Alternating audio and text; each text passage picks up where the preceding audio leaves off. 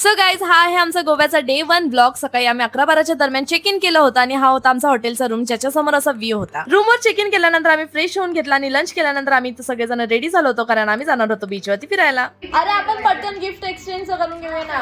प्रत्येकाने आपापले secret gift घेऊन यावे. We are doing gift exchange. Are you guys ready? Yeah. So आमच्या चौघींचं ठरलं होतं की सिक्रेटली आम्ही एकमेकींसाठी गिफ्ट घेणार आणि ते एकमेकींना एक्सचेंज करणार, आणि हे सगळं आम्हाला गोव्याला जाऊन करायचं होतं. आमचे gift. First perfume from Suchita, body wash from ताई, blusher from Pranita and bag from मी.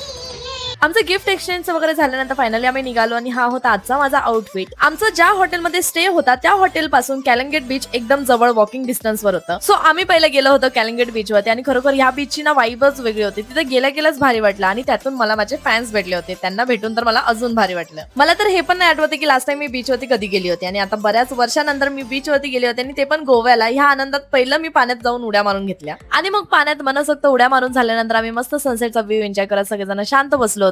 इथलं वातावरण इतकं शांत आणि पीसफुल होतं ना, मला तर इथून जाऊसच वाटत नव्हतं. तिथून निघायच्या आधी आम्ही परत एकदा पाण्यात गेलो होतो. या बीचवरती आम्ही किती एन्जॉय केलं हे तुम्हाला सांगायची गरजच नाही, आमचा अवतार बघून तुम्हाला कळेलच. गोव्याला बीचची खरी मजा तर रात्रीच्या वेळेसच येते. तर लाइटिंगचा व्ह्यू तुम्ही बघू शकता. मला तर खरोखर फॉरेन मध्ये आल्यासारखं वाटत होतं. बीच वरून रिटर्न परत आम्ही आमच्या रूम वरती आलो होतो. फ्रेश वगैरे होऊन घेतला आणि सगळ्यांना कॉफीची तलब आली होती. मग कॉफी रूम मध्येच मागवून घेतली. त्यानंतर मग आम्ही सगळेजण रेडी झालो होतो, आणि हा होता माझा सेकंड आउटफिट. त्यानंतर आम्ही आमच्यासाठी कॅब बुक केली होती, आणि आता आम्ही जिथे जात आहोत ना त्यासाठी आमची एक्साइटमेंट थोडी वेगळ्याच लेवलला होती. म्हणजे गोव्याला आलात आणि तुम्ही क्लबिंग नाही केलं तर मग काय केलं. आणि क्लबिंग साठी आम्ही ज्या लोकेशनवर आलो होतो ते होतं सिंग क्लब. म्हणजे आधी आम्हाला असं वाटत होते की गोव्याचे क्लब कसे असतील काय माहिती, पण ह्या क्लबची वाईब खरोखरच खूप छान होती. पार्टी सुरू व्हायला थोडा वेळ होता, तोपर्यंत आम्ही आमच्यासाठी डिनर ऑर्डर केलं होतं. मस्त पिझ्झा आणि गार्लिक ब्रेड एन्जॉय करत आम्ही चौघी जणी गप्पा मारत बसलो होतो, आणि मग फायनली पार्टीला सुरुवात झाली. फ्रायडे नाईटला आम्ही चक्क क्लब मध्ये होतो. माझा क्लबिंगचा हा फर्स्ट एक्सपिरियन्स होता. म्हणजे गोव्याला पहिल्यांदा यायचा आनंद तर होताच, पण त्याहूनही जास्त आनंद म्हणजे आम्ही फर्स्ट टाइम क्लबिंग करत होतो. त्यानंतर मग रिटर्न आम्ही आमच्या हॉटेलवर आलो होतो. परत कधी क्लबिंग साठी येऊ हे माहिती नाही, म्हणून ह्या वेळेसच हवं तसं नाचून घेतल्यानंतर सगळेजण खूप थकले होते.